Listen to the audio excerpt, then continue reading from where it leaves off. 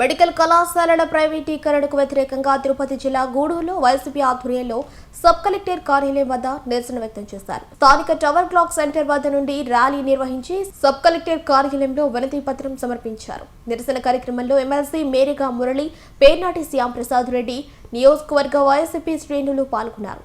ఈ సందర్భంగా ఎమ్మెల్సీ మేరిగా మాట్లాడుతూ జగన్మోహన్ రెడ్డి స్పీకర్ వ్యాఖ్యలను ఛాలెంజ్ గా తీసుకున్నారని, ప్రజాక్షేత్రంలో ఆ వ్యాఖ్యలు తప్పు అని నిరూపించారని అన్నారు. జగన్మోహన్ రెడ్డి ముందు దృష్టితో 17 మెడికల్ కాలేజీలను తీసుకొచ్చి తక్కువ ఖర్చుతో వైద్య విద్యను అభ్యసించే విధంగా ప్రణాళిక చేశారని అన్నారు. మరి ప్రైవేట్ కాలేజీలు వస్తే ₹1 కోటి అవుతుంది చదవడానికి. అదే పేద పిల్లవాడు 15,000 కట్టి సంవత్సరానికి మరి 75,000తో డాక్టర్ అయిపోతాడు. ఆ కుటుంబం బాగుపడిపోతుంది, మరి ఆ గ్రామం బాగుపడుతుంది. స్ఫూర్తిదాయకంగా ఒక డాక్టర్ అయితే మిగతా వాళ్ళు కూడా ఆ పందాలో నడిచే వాతావరణం వస్తుంది. మరి ఇట్లాంటి వాతావరణం లేకుండా గందరగోళం చేస్తున్నారు. ఇది కరెక్ట్ కాదు. ప్రజలందరికీ తెలుసుకున్నారు. మరి ఒక మెడికల్ కాలేజ్ వస్తే, గవర్నమెంట్ మెడికల్ కాలేజ్ వస్తే దానికి అనుసంధానంగా ఒక సూపర్ స్పెషాలిటీ హాస్పిటల్ వస్తుంది.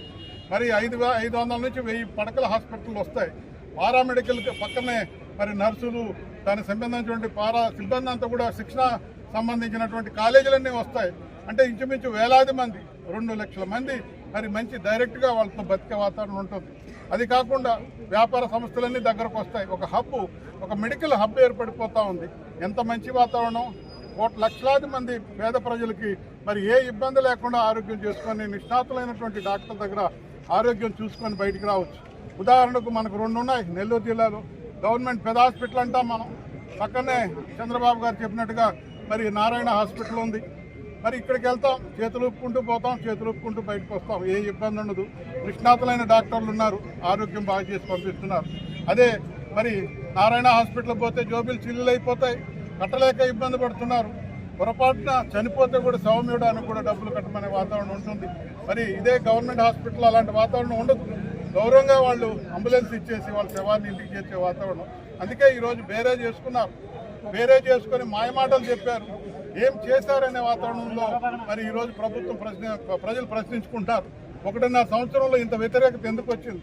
అన్నం పెట్టే అన్నదాతకి ఎంత ఘోరం చేశారు. ఆ రోజు జగన్మోహన్ రెడ్డి గారు ఉన్నప్పుడు 24,000 రూపాయలు పుట్టి అమ్మింది.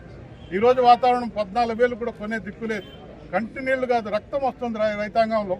మరి ఇట్లాంటి వాతావరణం ఒక వరి రైతులే కాదు, నిమ్మ రైతులది అదే పరిస్థితి, మామిడి రైతులది అదే పరిస్థితి, పొగాకు రైతులది అదే పరిస్థితి, పత్తి రైతులది అదే పరిస్థితి, సీన రైతులది అదే పరిస్థితి. మొత్తం రైతాంగం చంద్రబాబు నాయుడు గారు అడుగు పెడితే రైతాంగం అల్లకల్లోలం అయిపోతూ ఉంది.